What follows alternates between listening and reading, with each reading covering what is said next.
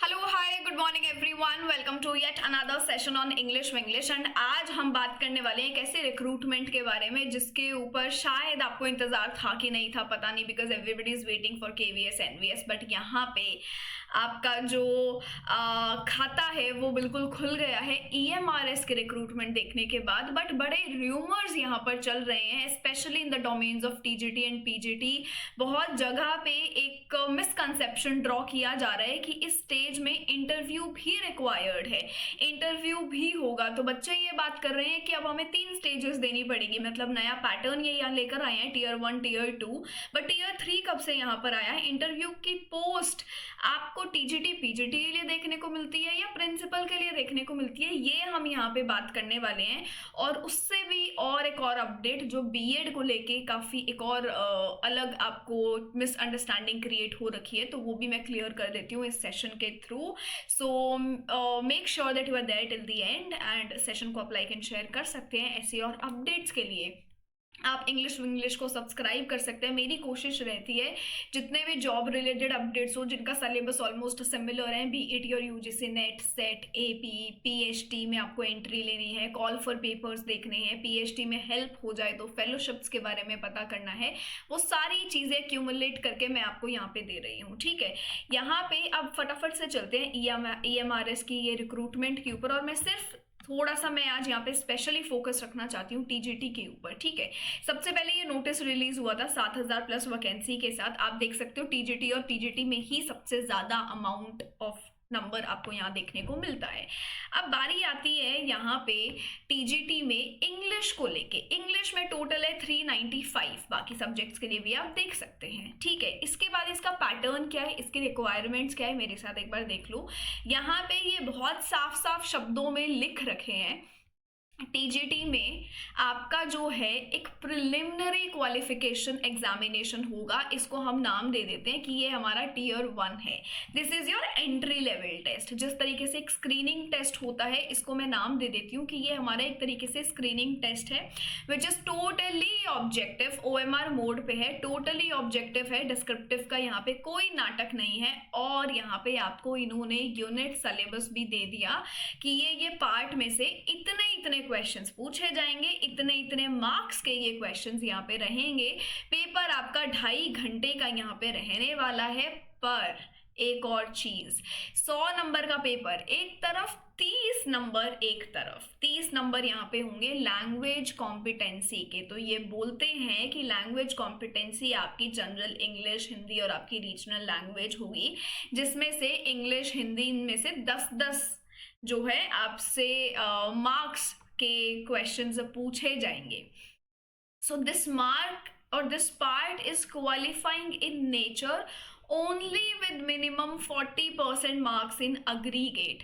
Aggregate में आपको 40% marks minimum लेकर आने पड़ेंगे। 10 और 10, अगर मैं 20 नंबर की बात लेट्स से कर रही हूँ यहाँ पर, या 30 नंबर की बात कर रही हूँ, क्योंकि यहाँ कहते हैं इंग्लिश हिंदी और रीजनल लैंग्वेज में होगा, 10 ईच सब्जेक्ट है, तो 30 नंबर में से आपको यहाँ पे 12 नंबर लेके आने पड़ेंगे।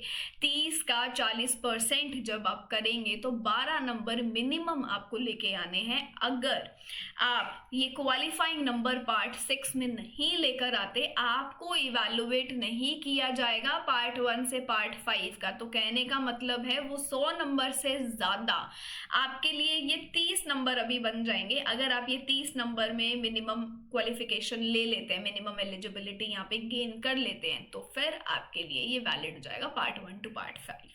समझ आ गया? बहुत साफ साफ शब्दों में पार्ट 6 में इन्होंने ये चीज लिखी है कि हम इवैल्यूएट नहीं करेंगे फिर पार्ट 1 टू 5 उस कैंडिडेट का जिसका पार्ट 6 क्लियर ही नहीं हुआ है। ठीक है, सो पार्ट 1 टू 5 तो होने वाला है सबका कॉमन। जितने भी टीजीटी सब्जेक्ट्स हैं, इंग्लिश हिंदी कोई भी सब्जेक्ट, पार्ट 1 टू 5 रहेगा सबका पेपर कॉमन। पार्ट जो आपका ये फिफ्थ है, पार्ट 1 to 4 कॉमन रहेगा, पार्ट फिफ्थ आपका डोमेन नॉलेज है, ये आपका सब्जेक्ट स्पेसिफिक रहेगा।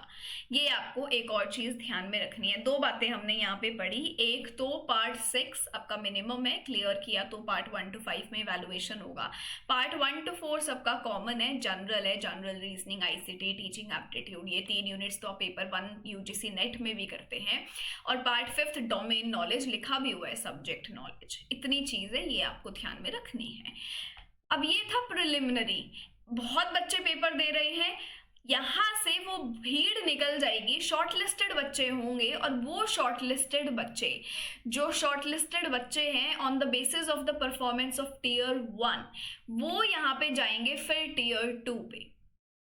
ठीक है, तो यहाँ पे टीयर 2 पे उन कैंडिडेट्स को शॉर्टलिस्ट किया जाएगा जिन्होंने टीयर 1 को क्वालिफाई किया। किस रेशियो में होने वाला है? 1:10। 10 बच्चे हैं तो एक बच्चे का क्लियर यहाँ पे होगा, ये रेशियो इन्होंने लिया है। टीयर 2 में आपका क्या फॉर्मेट रहने वाला है? आपका ये पेपर होगा सब्जेक्ट स्पेसिफिक, और ये ऑब्जेक्टिव क्वेश्चंस भी होंगे और डिस्क्रिप्टिव क्वेश्चंस भी होंगे। 40 ऑब्जेक्टिव क्वेश्चंस है, 15 डिस्क्रिप्टिव क्वेश्चंस हैं। तो बेसिकली कितने नंबर का ये बन गया? 40 नंबर का ऑब्जेक्टिव, 60 नंबर का डिस्क्रिप्टिव, बन गया 100 नंबर का पेपर। टेस्ट होगा 3 घंटे का।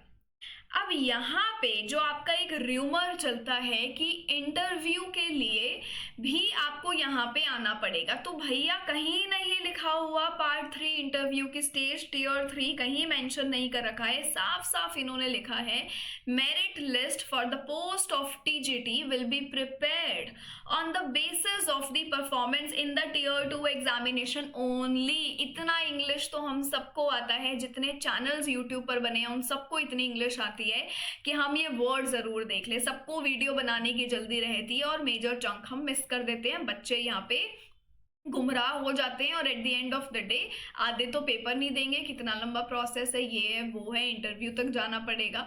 इंटरव्यू सिर्फ और सिर्फ यहाँ पे जो प्रिंसिपल की पोस्ट आउट हुई है वहां पर इंटरव्यू है, कम्युनिकेशन स्टेज वहां पर है, यहाँ सिर्फ टीयर 1 एंड टीयर 2 है। और जब आपकी मेरिट लिस्ट बन के आएगी उसमें तो सिर्फ टीयर 2 एग्जामिनेशन लिया जाएगा, टीयर 1 का जो भी सिनेरियो है वो वहीं खत्म हो जाएगा, क्योंकि वो आपका सिर्फ शॉर्टलिस्टिंग पेपर है।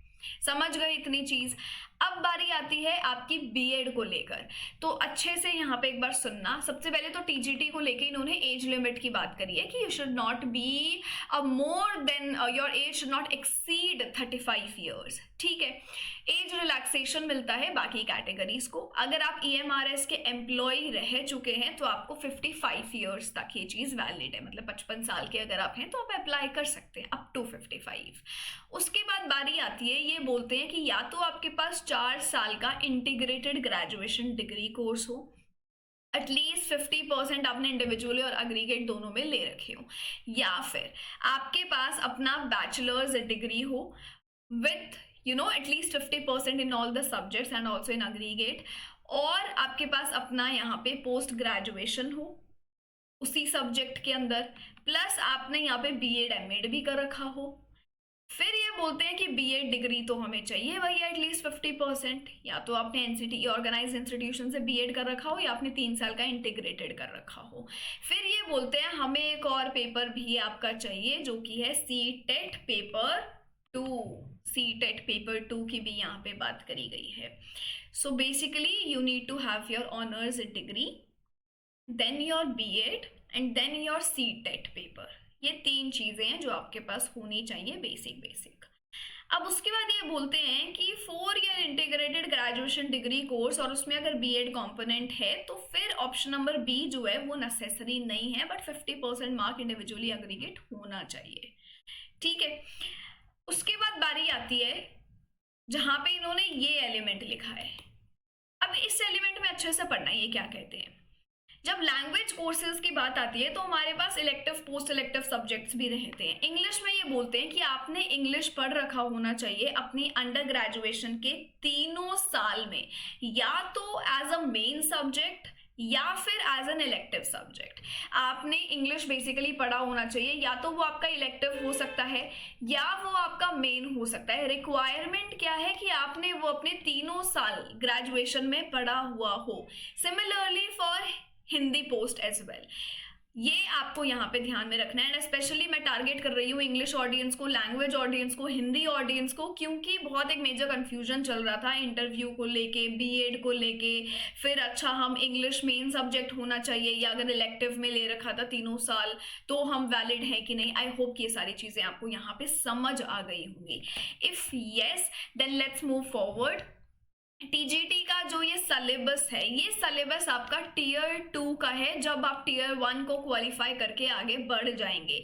और वहाँ पे वही बेसिक है, पहले वाला ही कॉम्प्रिहेंशन है सेक्शन ए। सेक्शन बी में राइटिंग एबिलिटी है, जहाँ पे 1 शॉर्ट नोटिस, ऐसे राइटिंग टास्क लिखने हैं, कोई रिपोर्ट लिखना है किसी इवेंट पे, कोई लेटर लिखना है फॉर्मल इनफॉर्मल, ये सब। फिर ग्रामर यूसेज आ गया, टेंसेज, मॉडल्स, वॉइसेस, सब्जेक्ट, ये सब चीज़ें हैं, पंक्चुएशन हो गया। सेक्शन डी आपका है कोर लिटरेचर, जहाँ पे ये बात करते हैं आपका शेक्सपियर से सीधा, फिर रोमांटिक पे आ जाएंगे, फिर अमेरिकन और इंग्लिश का 19th एंड 20th सेंचुरी आ जाएगा। Modern writing in English from different parts of the world, यहाँ पे आपको पोस्ट कॉलोनियल भी कवर करना है। रस्किन बॉन्ड, आर के नारायण, जो भी आपके famous modern Indian writing in English में जो भी राइटर्स आ जाते हैं, ये 3 जो हमारे मोस्ट प्रोमिनेंट नॉवेलिस्ट हैं, मुल्कराज आनंद, आर के नारायण, राजा राव, ये तो आप छोड़ ही नहीं सकते किसी भी हालत में। अरुंधति रॉय हो गया, निस्सिम एज़ेकिएल, दारूवाला, विक्रम सेठ, ये सारे वर्क्स आपको करने हैं। अनीता देसाई के वर्क्स और ऑर्डर इनके काफ़ी इंपॉर्टेंट है, कैरेक्टर्स यहाँ पे उनके काफ़ी इंपॉर्टेंट है, तो ये सब आपको यहाँ पे कवर करना है। ठीक है, इसी के साथ मैं सेशन को एंड भी करूँगी और आप मुझे ये भी बताएंगे कि इन कस्टडी किसका वर्क है। ठीक है, और फेमस कैरेक्टर वहाँ पे हमें कौन देखने को मिलता है, who is that poet and writer, है ना। ये सारी चीज़ आप मुझे बताने वाले हैं। ये चीज़ अगर आपको क्लैरिटी के साथ अच्छी लगी हो और आप यहाँ से अपने सारे डाउट्स क्लियर करके अगर जा रहे हैं, then do let me know in the comment section.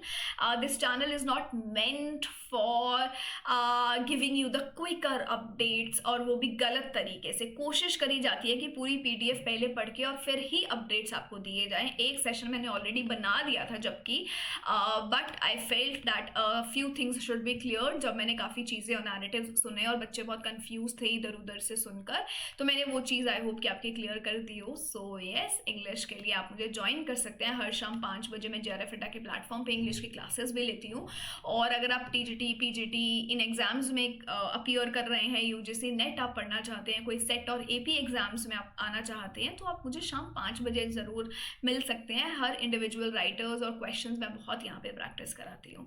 सो या, this is it from my side. Thank you so much. Will see you very soon with another update.